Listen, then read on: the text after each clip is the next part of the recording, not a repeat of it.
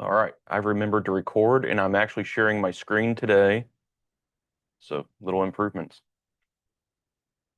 Anybody having problems with the quiz? Graduate students, are you done? Okay, let's get started. All right, so the USDA NAS, National Agricultural Statistics Survey, statistics something. Forget what NAS stands for, NASS, they estimate inventory of beef, dairy cattle, and a whole bunch of other things. Okay. So they release a report, typically January and July, where they have estimates of beef cattle that have calved or beef cows that have calved. They have estimates of cattle on feed. They have estimates of heifers intended for replacements and a whole list of other things. Okay. So that gives us an idea of where cattle are located in the U.S. Okay, and from that we can kind of get a picture of, uh, yeah, where cattle are located, and we can draw conclusions on what the niche or the advantage of each location is for that specific system. Okay, so today we're going to kind of look at that. I want you guys to understand, and you should already know, the segmented beef industry. I want you to know where each segment of the beef industry is kind of more prominent. Understand what led to some of these areas being more prominent in certain agriculture or beef production practices. Okay. Uh, so within each industry segment, why are cattle located and where are they concentrated? Okay. And then know the major regions of the cattle feeding industry, so confined feeding operations, feedlots, and then what makes them unique, what are their competitive advantages, and why did they locate there? Okay? All right. As you guys should know, in the US, the beef industry is highly segmented. Okay, we have a cow-calf sector. Their responsibility is to maintain the cow herd and then to take care of the calves from birth to weaning. Typically, the average cow-calf producer will sell their calves after weaning. They will not retain ownership of their calves typically through a grower period or a finisher period. Some will, but this is typical, okay? Then we have a stalker sector, okay? So the stalker sector is a pastoral-based system, and it's when cattle are grown on pasture, okay? The aim is to put frame and weight and grow the calves before they enter into the feedlot, okay? We have backgrounders. So this is cattle that are grown instead of on pasture. They're grown in confinement. They can either be grown on a higher concentrate diet that are limit fed or a lower concentrate diet ad libitum, but typically they're targeting a specific average daily gain. Okay, they want to have a slower period of growth so they can add frame to that animal so that they, by the time they reach an acceptable endpoint, carcass endpoint, or carcass fatness, they have an acceptable body weight. If we took calves from weaning and we put them right on full finisher and we just turned them loose, we would have a whole lot of cattle that are 900 pounds at empty body fat's 28%, right? So 28% empty body fat is grading choice, quality grade choice. Okay? So we need to grow cattle more slowly, so that they have frame to have muscle to where they're at acceptable harvest weights whenever they are at acceptable quality endpoints. Make sense? Okay, so that's the purpose of the stalker and backgrounder. Then we have a finishing sector. Remember, 95% of cattle that are finished in the US are fed high concentrate diets. As much as 95% of the diet is concentrates. Okay. Confined feeding system. They will be high grain / starch. Can be upwards of 70% corn. Okay. And they're targeting rapid rates of gain. So they will be feeding these animals near ad libitum, so near unrestricted levels of intake. Any questions? Stalker and backgrounder have the same goals, just different, like different ways to do that. Yeah. So if you look at the NCBA puts out a beef quality assessment, or you can become BQA certified. They have them grouped together, stalker slash backgrounder, right? So you may hear this segment referred to as a stalker slash backgrounder. Any other questions? They says higher roughage than typical finishing diet for the background. So is that like, so they're still getting a good amount of grain? Yeah. So whenever I worked at Bushland, our starter or grower diet was still only like 35% corn stalks, right? So still relatively high percent of concentrate. Yeah. Be about 30% steam flake corn is what we were feeding. Do you think that that makes like an easier transition into the finishing sector? Like as far as or not ulcers, but like liver abscesses, things like that? I think cattle that are backgrounded in confinement and fed a relatively high concentrate will actually have more liver abscesses. Just they're on feed for longer. Okay. I do know of some backgrounders. They literally bring them to their home feedlot. They'll feed them there just until they're like 900 pounds, and then they'll retain ownership of them as they get finished in a commercial feedlot that are custom feeding for the owners, right? And by doing that, they can start the transition period on their own place and kind of cut off some days on feed that they're custom feeding. So that does happen. Any other questions? Classically, cattle that are backgrounded will be fatter when they're entering the feedlot than cattle that are grown on pasture, even if they're fed at the same rate of gain. So cattle buyers for feedlots oftentimes will give a discount to cattle that are coming out of a backgrounder operation. I know of a cattle buyer that says you can smell the silage on a group of calves in the auction market in the sale barn. Question?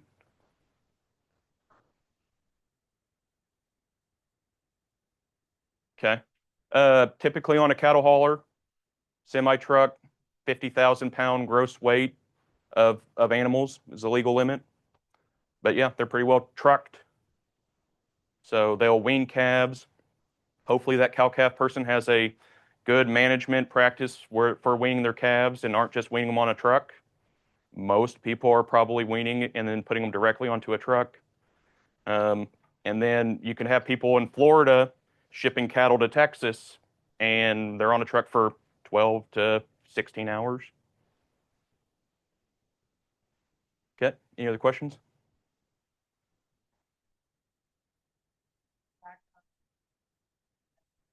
Because they kind of have the same niche, right? Their goal is to increase uniformity, add frame, and then add weight before they go onto a full finisher. Great questions, guys. Y'all have really opened up. This is awesome. Any other questions? Moving on. Okay, starting on the cow-calf. This is from the USDA NASS report, January of 2025. The January 2026 report has not been published yet. Okay, I'll put that on Canvas when it does get published. So, one bad thing about the 2025 report is they stopped reporting all the numbers for Louisiana, Alabama, South Carolina, North Carolina, what is that, Virginia, Arizona, Utah, Nevada. You can tell I learned geography in Arkansas. All these northeastern states. So we're missing a lot of data, but they're relatively small in terms of their proportion of the total cow-calf herd. Okay, so don't have numbers for them, but it is what it is. Okay, so Texas ranks number 1 in beef cows and heifers who have calved. Okay. They have about 14.6% of the total U.S. herd with 4,075,000 head. Okay. So these are in thousands of head. Okay. Oklahoma's number 2, 7% of the total. Missouri's 3 with 6.7%. Nebraska 5.6%. South Dakota 5.2%. Is any of this surprising? These top 5 stay pretty standard. Texas is usually number 1 every year. Any questions? Okay. All right. If we group these up by regions, we can have the Southern Great Plains, Kansas, Oklahoma, Texas, Northern Great Plains, Southeast, Alabama, Arkansas, Florida, Georgia, blah, blah, blah, blah, blah. Northern Great Plains, Nebraska, North and South Dakota, Northwest, Alaska, Idaho, Montana, Oregon, Washington, Wyoming, so on and so forth. So over a quarter of the U.S. cow-calf are located in the Southern Great Plains, Kansas, Oklahoma, and Texas. Okay. The Southeast is next with just under 20%. Okay. Pretty well evenly spread between those southeastern states. I wouldn't say there's one state that's really got a whole lot more animals than the other. Big cow-calf region here in Central Florida. Anybody from Florida? Okay. Midwest, number 3. Northern Great Plains is 4. Northwest is 5th. Southwest 6th. Northeast, not a whole lot of cows. Okay. Any questions? All right. So this data is from the Ag Census. Okay. So it is only published like every 5 years. This is from the 2022 survey, I believe. Okay.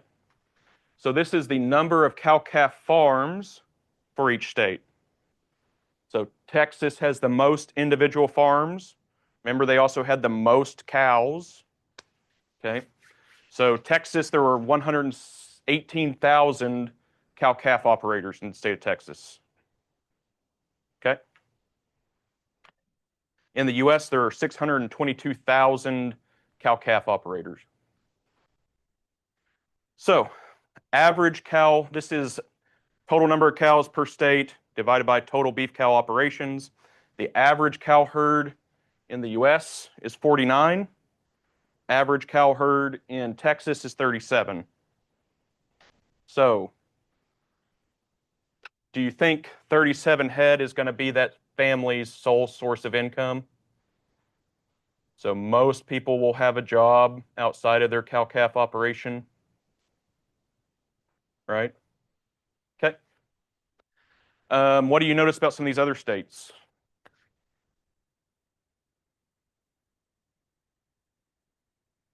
What's that? Yeah? Which ones jump out at you? Nevada, Alabama. Did someone say Alabama? Montana. Yep. Pretty much as you go kind of west and you get into more arid regions, land's cheaper, you'll have larger operations. These people will have more cows. Okay, I went to grad school with a guy from Camado, New Mexico, somewhere around here. They had 162 sections. Who knows how many acres a section is? 640, so a section is a mile by a mile. So 162 sections, and he had 1,000 cows. Okay, so very, very low stocking rates. All right, so this is from the Ag Census data. It is on the county level. Not all counties have data. The USDA NASS will not report data if you can single out an individual operation. So there are a lot of missing data here. One thing I want you to notice is kind of just the areas with darker regions. Okay? So these are absolute number of beef cows per county. Where is Brazos? We have a Texan here.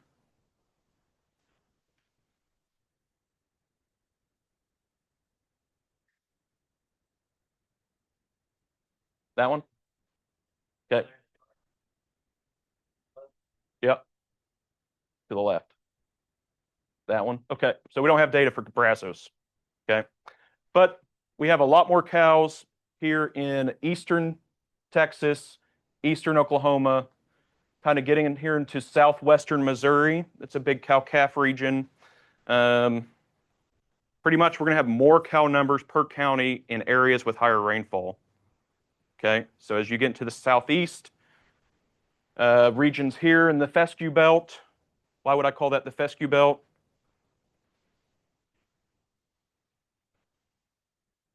A lot of fescue. Great. Yep, fescue would be the predominant forage. So here in central Florida, what we talked about, big cow-calf region. The Mormon Church, Deseret, has a huge cow-calf operation there in central Florida.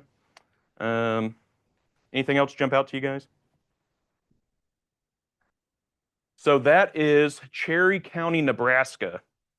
It has the largest herd of cows in the U.S. What else do you notice about that county? It's big. Okay. So when we put it on cows per, I think it's 1,000 acres, okay, you can really start to see more of a density instead of absolute numbers. So Cherry County, Nebraska went down, and the highest concentration of cows are now kind of here, southwest Missouri, southeast Oklahoma, eastern Texas, and then west of the Appalachian Mountains, okay, in that fescue belt. Anything jump out at you there? Western states have very low density, not surprising. Decent amount of dense cow-calf population there in the Central Valley of California. Is that the Central Valley? Okay. Any other thoughts? Yep, we'll look at that in a couple of slides.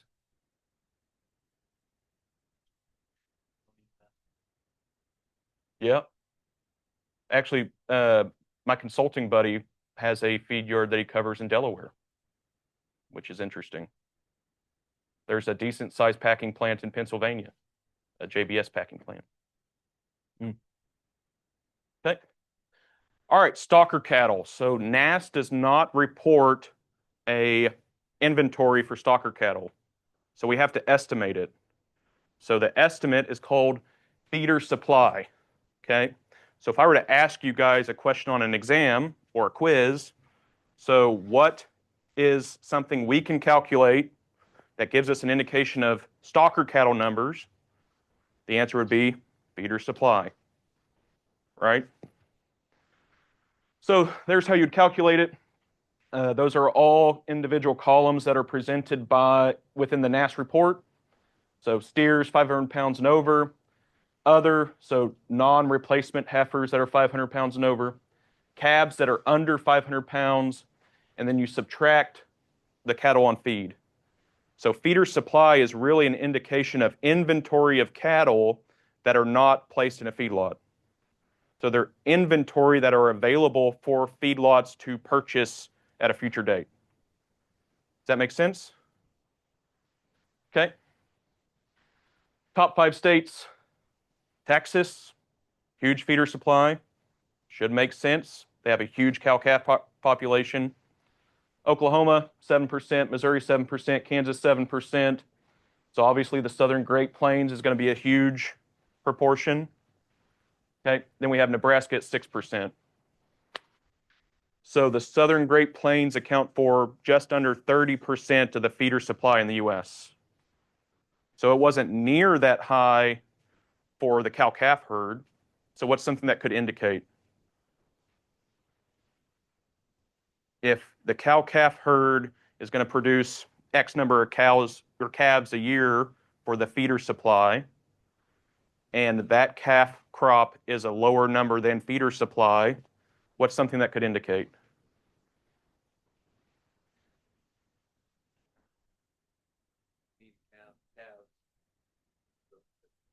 We're importing feeder cattle from outside of the Southern Great Plains. Absolutely. Why is that? What's that? Um, I would say calves, weaned calves are cheaper in southeastern states. It's not the necessarily reason I'm looking for, but that's a good weather conditions. So if there is an influx of cattle, where are they going to?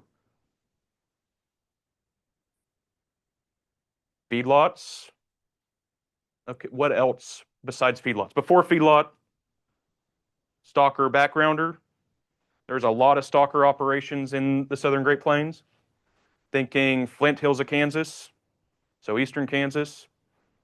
They feed about or grow about 1.2 million head of cattle each year. Think wheat pasture in Kansas, Oklahoma, Texas. Somewhere about that 1 million head of cattle are fed on small grain pastures in that area each year. Okay. So we can get an estimate of cattle moving across state lines through what's called the stalker ratio. Okay. So stalker ratio is feeder supply, as we calculated in the previous slide, expressed as a percent of the previous year's calf crop. Know that? Know what feeder supply is and what it indicates? Or stalker ratio? So the national average is 73%. Okay? So anything above that national average would indicate a net importer. Anything below that national average is going to indicate a net exporter. So areas with a lot of stalker operations, backgrounding operations, and feedlots are going to be net importers of calves. So we have cattle, in essence, coming from the coasts into the central U.S. Does that make sense?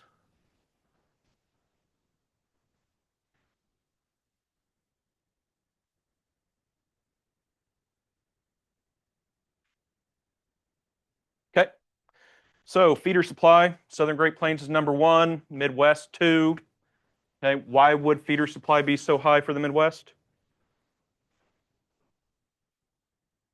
What's that? Yeah. A lot of feedlots in the Midwest. Okay. Southeast is number three.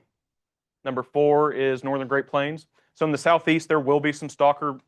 People may retain some of their calves, grow them on winter annual pastures, typically or annual ryegrass that are interseeded into warm season perennial pastures. Northwest is number six. Northeast is number three or seven. Excuse me. Okay. Cattle on feed report from that January 2025 NASS. Okay. So states in gray had no associated data. So I'm not going to say that there's no feedlots in these states. I'm not going to say that there's absolutely not a single feedlot in the Southeast, but it's going to be very, very low numbers. Okay. Why wouldn't we want to feed cattle, finished cattle in the Southeast? Why isn't it a big cattle feeding region? There's a large amount of feeder supply.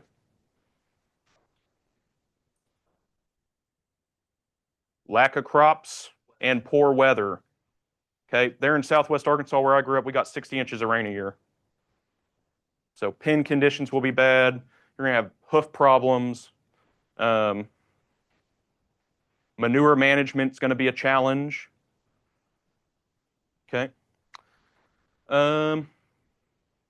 Okay. So Texas has a whole lot of cattle on feed. So that's 2.8 million head. Where are those cattle located? Predominantly in the Panhandle. Why would they be in the Panhandle? Dry, no rain, manure management's a lot easier. What's a disadvantage of feeding cattle in the Panhandle? Water for doing what?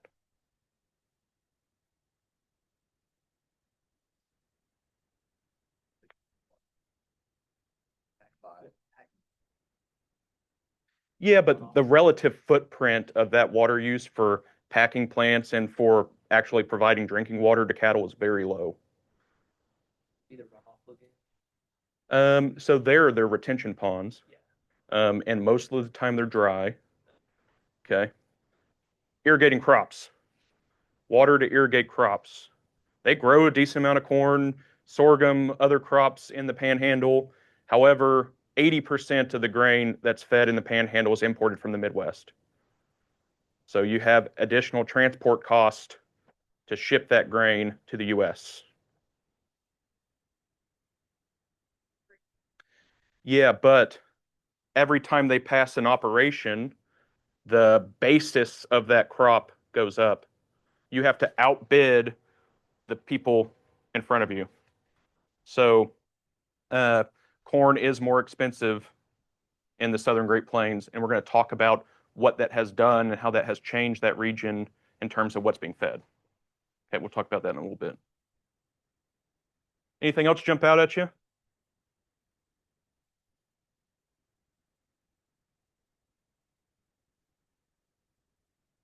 Okay. Okay, so there's the rankings for them. Okay, so if we look at how we group those up by region, as we did in the previous types of cattle or those previous sectors of the industry, Southern Great Plains has about 40% of cattle on feed.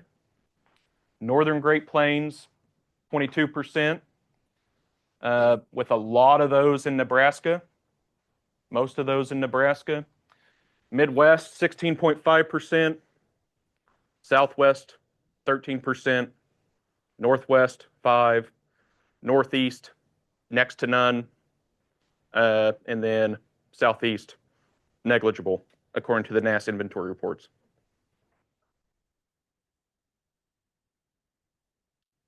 Where would the feedlots be in Oklahoma?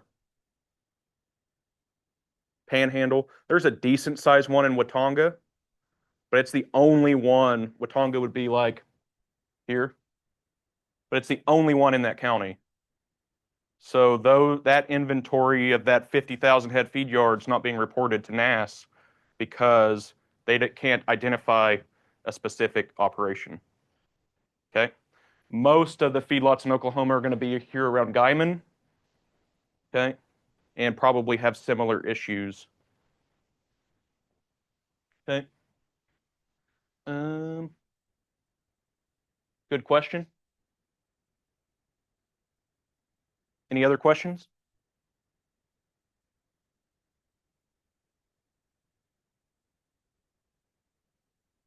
All right.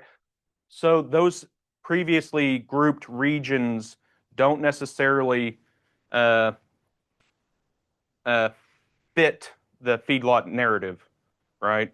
They don't necessarily group them up by type of operation or their niche. So we're going to introduce some new groupings. Okay.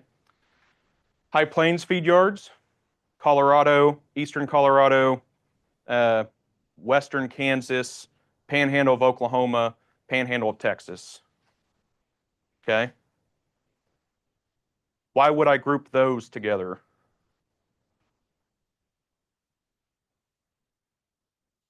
What do I mean by high plains?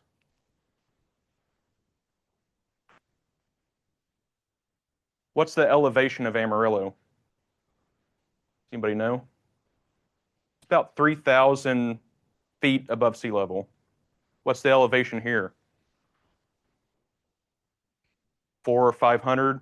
You may not notice it when you're driving there, but you're kind of going up the whole way as you're approaching the Rocky Mountains. Okay. It's flat as can be, so it's plains, but it's a high plains. Um, Kind of group them all up because they all have the same problem, water availability for irrigating crops. They're all irrigating out of the Ogallala Aquifer. Okay. They're importing most of their grains from the Midwest. And so they need to maximize that grain, the availability of the starch from that grain, mainly corn. Most of these feed yards in the high plains will have a steam flaker, which is a big investment. Okay, like $1 million. So most of these guys are going to feed steam flake corn. Okay. Um, so high plains feed yards really began in the 1960s. Okay. They really started because the cotton industry was looking for something to do with their byproducts. Cottonseed used to be cotton gin trash, but they went into a rebranding, and now it's cotton burrs. The rebrand of the century, if you ask me. So competitive advantage, we talked about this. Not a lot of rainfall, makes manure handling really easy. Low temperature, and even when it does get hot, because it's low humidity, it doesn't stay hot at night. When I lived in Amarillo, it could be 90 degrees, but it'd be 60 degrees at night. So you have night cooling. So even on days where cattle will experience heat stress during the day, that night cooling helps them cover off and regain baseline, which is a huge advantage for the health of that animal. Okay. So disadvantages, about 80% of the grain shipped is coming from the Corn Belt. So corn is higher. We'll look at some closeouts in some future labs, and the cost of gain will be much higher for the high plains feed lots compared to the other ones we look at. Okay? All right. Compare that to the Midwest. They didn't necessarily have a whole lot of cattle on feed. They have a whole lot of operations of cattle that are feeding, that are with people that are feeding and finishing cattle. Okay? So, the Midwest is where feedlots were originated. In the 1800s, we started feeding cattle in confinement because we wanted a way to consolidate manure for fertilizer. So by feeding them in confinement, it made it easier to gather that manure and then spread it out on their croplands. That's where the cattle feeding industry began. Competitive advantage, they have low feed cost. So remember, farmers in the Midwest, well, feeders in the Midwest are farmer feeders. Okay? They're looking for a way to increase the value of their grain, and they're doing that by growing their own grain, growing their own silages, harvesting on farm, and then feeding their own cattle. So their feed cost is really only the cost that it took to grow that crop. Make sense? They will import some other feeds, distillers' grains, right? But the bulk of the cost of gain, feed-only cost of gain, is coming from corn. And since they're growing that largely on farm, it's pretty cheap for them. Okay? Disadvantage, climate. Humidity causes heat stress in the summer. I know some farmer feeders who will only feed cattle basically fall through spring. So they may be a little bit more seasonal. Okay. Then we can have the Northwest and the Southwest. Southwest, I'm going to say, is more indicative of like the high plains feed yards. Going to be larger commercial operations. Northwest, probably closer to the Midwest farmer feeder. Most of the feedlots in the Northwest are in the Snake River Valley. So southeast, western Idaho into Oregon and Washington. Okay. Any questions? Main thing I want you guys to understand is the distinction between high plains feed yards and Midwest farmer feeders. Okay. So in other words, there's real no perfect place to have a feedlot because at some point, if it's dry enough, then there's probably not enough water, and if it's got enough water, there's Yep, weather problems. absolutely. Okay. So this is the ag census data. What do we see here in California? Do you know what county this is?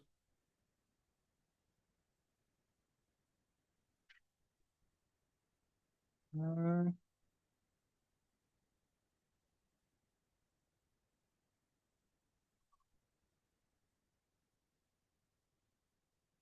Should be able to click into this map.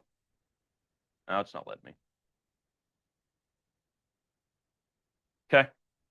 That county has second highest number of cattle on feed compared to the other counties. I don't remember what it's called. Imperial. Does anyone know Richard Zinn?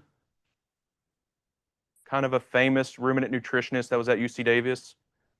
He part owns a feedlot in Imperial County. Um, Okay.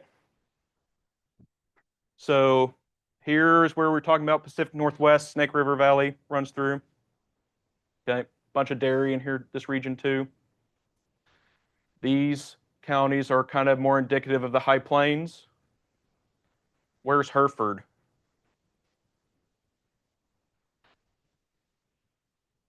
Hereford, Texas. This one here, Smith County, has the #1 cattle on feed. Within a 100-mile radius of Amarillo, there's about 40% of cattle on feed. Okay. So that would get you kind of here into southeastern Colorado, southwestern Kansas. Hamilton County, Kansas has a big population of cattle on feed. Okay, I just told you that the Midwest is a big feeding operation. Can't even really tell them because of the scale of some of these others, right? So they don't really show up. Why do we think that is? I told you there's a large population of farmer feeders there.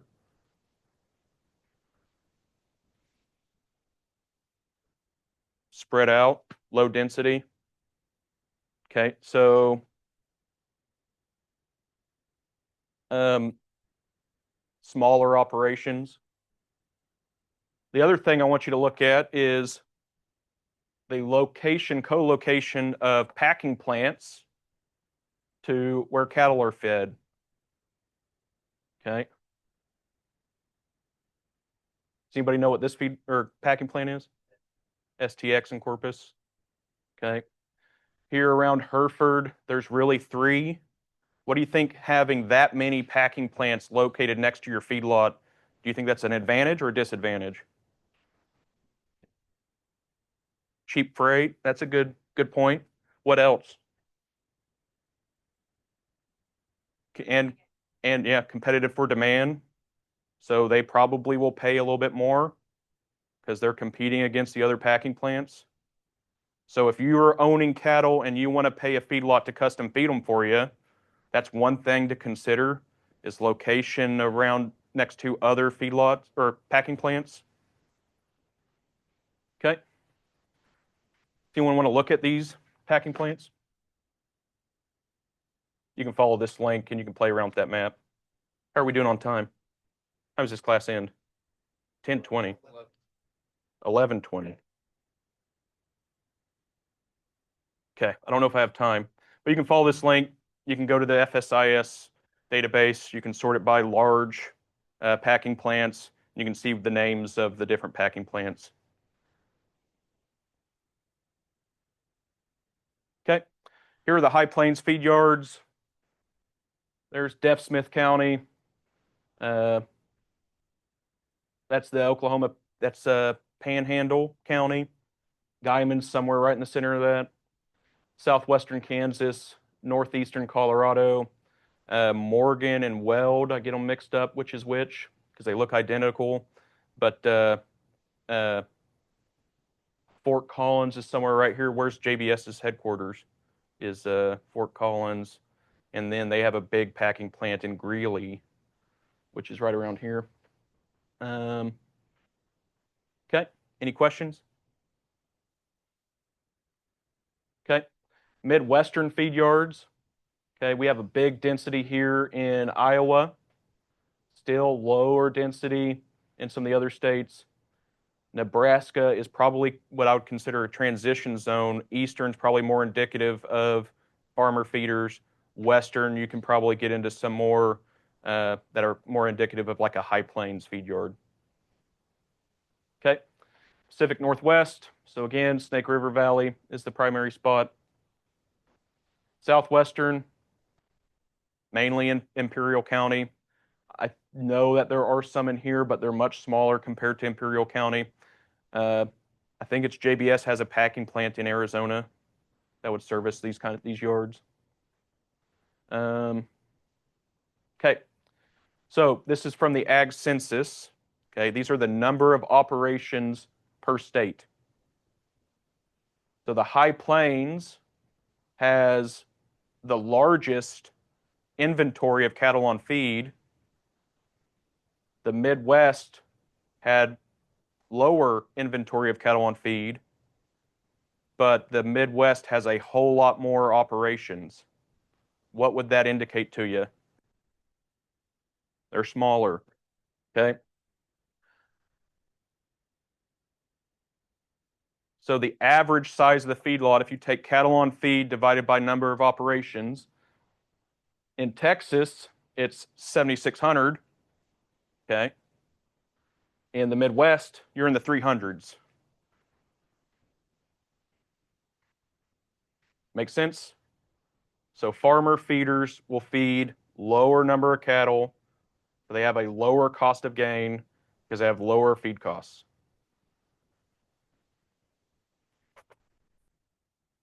So according to the Ag Census, there's 17 here in Arizona. Okay. They average 16,000 head per feed yard. So they're probably pretty indicative of large commercial feedlots. Okay. Okay. So we're going to switch gears a little bit. First, is there any questions about the NASS statistics?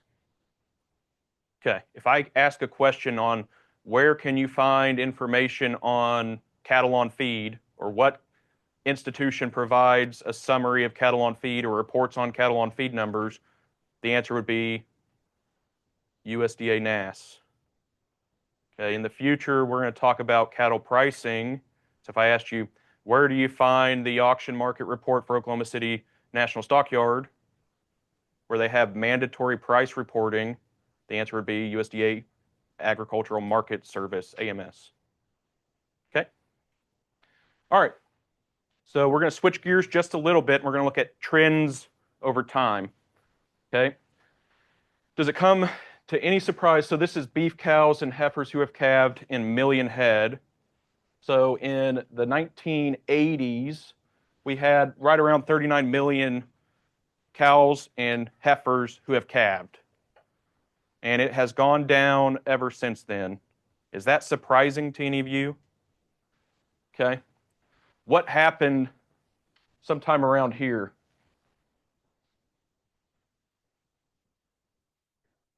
Big drought. Okay. We have a big drought. What happens to a cow-calf producer? They liquidate their herd because they don't have grass to feed their cows. Okay. We started coming out of it, and then we reached a local maximum here in 2018. Okay, and then what happened? What's that? Sure. Another drought, big widespread drought. So cow-calf producers started liquidating their cow herd in response to that. So here we are today. We have the lowest cow herd on record since it's like 1960. Okay. Does that surprise anybody?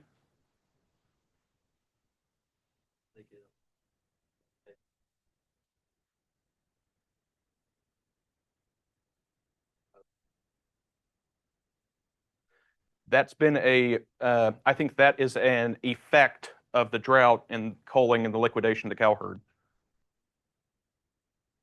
So producers, feedlot producers are incentivized to feed cattle for longer and to heavier endpoints. So cattle are being placed on feed at lighter body weights, and they're fed for much longer. They're being harvested at higher body weights because there's less inventory. Okay. So one thing I want you to know from this lecture is how climate impacts production systems. We already talked a little bit about this with feedlots. Okay. So this is a map of the US, obviously. Hopefully that's not a surprise to anybody. And color, it corresponds to rainfall. Southeast, really wet. Farther you go west, start getting drier. That surprised anybody? Okay.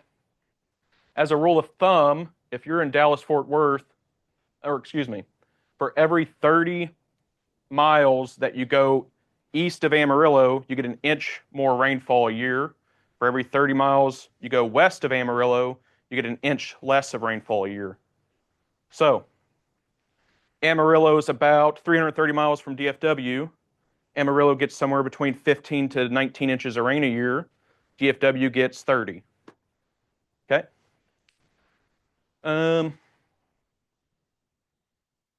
So pretty much the other thing I want you to notice is I-35 runs right along the 98th meridian.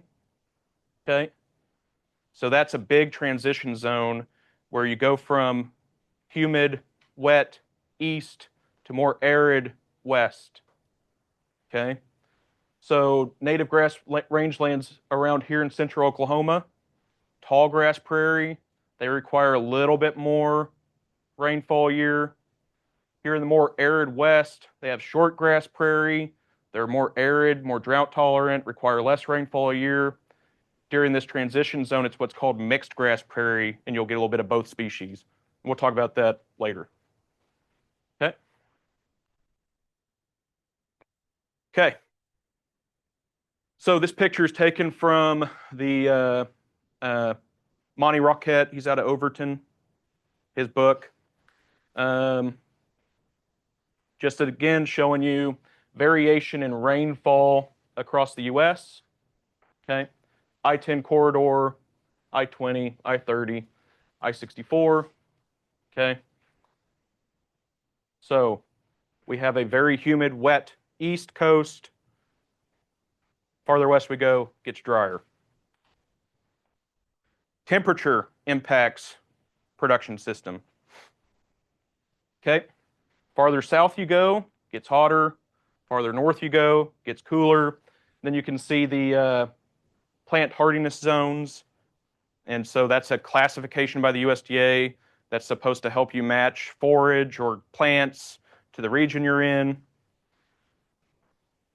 Okay, so you can see farther north you go, the temperature, minimum temperature will decrease, gets colder. Okay, just another graph showing the same thing. Here in Quincy, Florida, they get 57 inches of rainfall a year. Temperature, average annual temperature 67. This is evapotranspiration, so how much evaporation is going to happen in the soil. So warm, humid region, cool, humid region. As you get farther west, you get into a warm, dry region. It's going to have a huge impact on what forages can be grown. Okay? So, predominantly, these are all warm season pastures. Who knows what I'm talking about when I say warm season perennial grasses? What does perennial mean? Yep. So that same plant goes dormant, and then that same plant grows again. So that can be hard to tell on certain annual species, whether they're perennial or not, because some annual species are very vigorous at reseeding. So you get a lot of volunteer. But crabgrass is an annual species that I would say is kind of like that. Okay, warm season. They use the C4 photosynthetic pathway. You guys remember that from feeds? Okay. Here in the humid region, warm, humid region, you're gonna have a lot of temperate or tropical forages like Bahia grass, Dallas grass. As you go farther north, you're going to kind of get out of that where it's too cold for those tropical species. You're going to get to more some temperate grass species, cold tolerant Bermuda grass. As you go farther west, you're going to get away from these tropical species that require a lot of water into more Bermuda grass driven pastures. Okay, and these are all introduced forages. Questions? We'll go more in depth on forage systems later. Okay, primary use of tall fescue. Okay, they get enough rainfall to support a cool season perennial like tall fescue, and it's not hot, too hot, so tall fescue proliferates very well in this region. So this is the fescue belt. They have about 40% of the cow-calf herd in that region. Okay, this figure was made by my undergraduate advisor who taught me stocker feedlot. Okay, just shows again where in the U.S. different forage systems are classified or predominant, and it's going to be mainly driven by rainfall and temperature. Okay, so Bermuda grass. As you get into here, you're going to get to more tropical species, but Bermuda grass has a wide range. Fescue belt, annual ryegrass. So typically they'll plant annual ryegrass into the warm season perennial pasture sod each year for grazing stalkers. So that's the tall grass prairie biome that we were talking about. Wheat pasture is predominantly used in southern Kansas, Oklahoma, and northern Texas. Short grass prairie, as you start transitioning from more wetter climate to farther west, you're going to start getting into more short grass prairie species. Then here in California, annual rangeland, so annual species of native pasture there in California. Any questions? Okay. So climate change can also impact production. So whenever I say climate change, the climate is changing. What's causing that? I'm going to leave up to you guys. Okay? All right. Okay, so this is that same graph with beef cows and heifers that have calved, million head. Over the top of this, I took U.S. drought records from, I don't know who. I don't remember who. I think it's NOAA, National Oceanic Atmospheric Association or something. Okay. So what do you notice about drought duration in days? So those are the bar graphs. Drought duration has been increasing since 1980. Okay. If you plot drought duration against beef cow numbers, you see a surprisingly good agreement. 38% of the variation in beef cow numbers, that's what R squared means, right, is explained just by drought duration. Any questions? Okay, who's seen this before? The number of billion-dollar disasters has been increasing. It's been increasing exponentially since 1980. You guys seen that? A lot of that is due to increasing drought and loss of money from agricultural purposes. What's the other big driver behind that?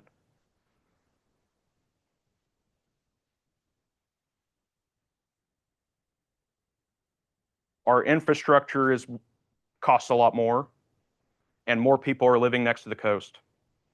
So that's one of those kind of false narratives that people spin saying that climate change is driving billion-dollar disasters. It's mainly because people are living closer to the coast, and hurricanes cause a lot more damage because there's a lot more infrastructure to damage. Does that make sense? Okay. And well, these are all CPI adjusted. Okay. All right. So drought duration, as we said, has been increasing. This just shows you, look at the frequency of which these bar graphs are occurring.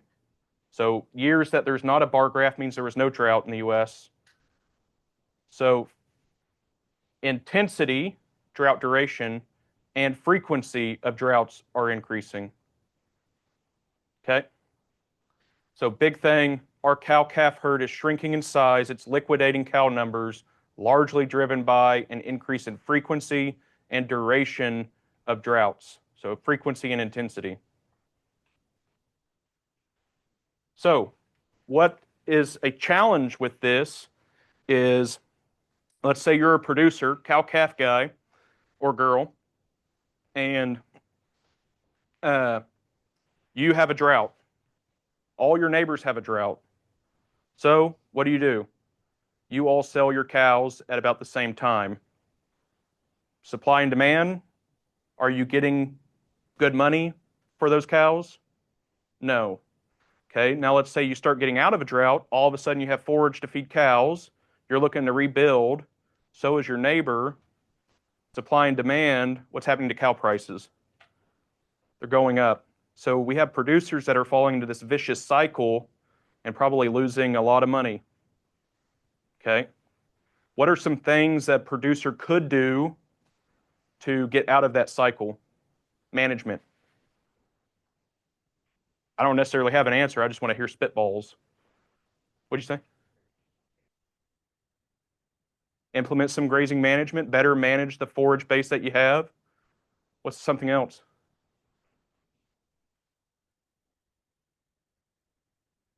Yeah. So maybe you could set your stocking rate for your cow herd based off of a poor rainfall year, and then you flex stock based off forage availability by either buying stocker cattle, retaining your own calves to grow, retaining heifers that you can keep or not, right? Another big thing that comes to mind is cow size. Larger cows wean larger calves. Is that a surprise? But the efficiency of that decreases. So weaning weight as a percent of cow body weight decreases.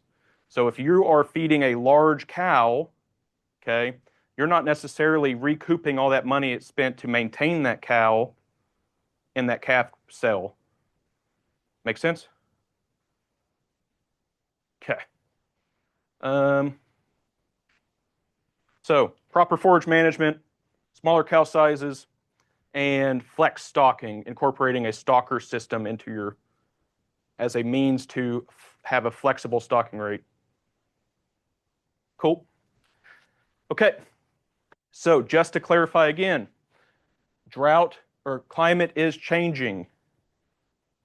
I'm not going to say whether it's human induced or not, but this is Oklahoma rainfall.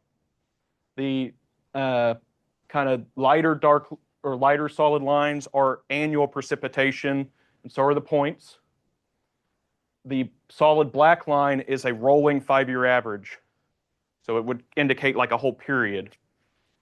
Anytime you're above this solid black line, this real dark one, it would indicate a year of a lot more rain. Anytime you're below that, you're in a drought. Okay?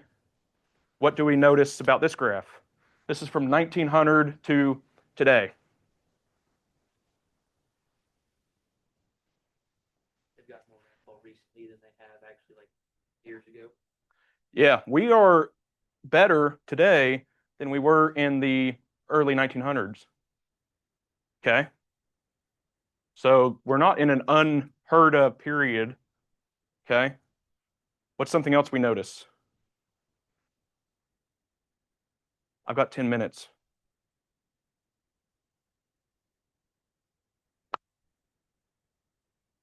Do we notice anything else? Can we think anything else that this may indicate? When did our modern ag systems get developed? Like truly the way things are done today, when did we start building these things? really the 1980s. So what does the 1980s look like? Pretty good. A lot of rain.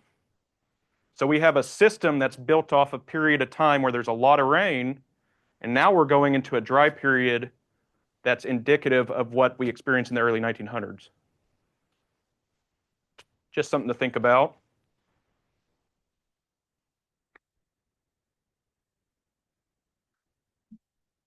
Okay, liquidation of the cow herd. So here on the X is year. Each of these panels is like a 50-pound range of a feeder animal. So from 350 to 400 to 900 to 950 pounds. Y-axis is dollars per hundredweight. So we're kind of maintaining somewhere around here from, God, early 2000s, before the 2000s, 1990s, until right around here, which we said was a drought. Cow herd started getting liquidated. Less cows calving, less availability of feeder cattle to buy, supply and demand, prices skyrocketed. Okay, I actually got in an argument with Brad Johnson at Oklahoma State, and he told me in 2015 that prices would stay like that. Like, there's no way, right? And what happened? It crashed. Okay, probably had a lot of producers that were stuck with very expensive replacement heifers that weren't able to pay those off with their calves they were selling. And then we kind of maintain here. What happens? Another drought, another cycle of liquidating cow herd. Okay. And right now we're near all-time highs for feeder calf prices. And it's supply and demand. Okay. Low supply. US still loves to eat beef, so there's still a demand for our product. Prices go up.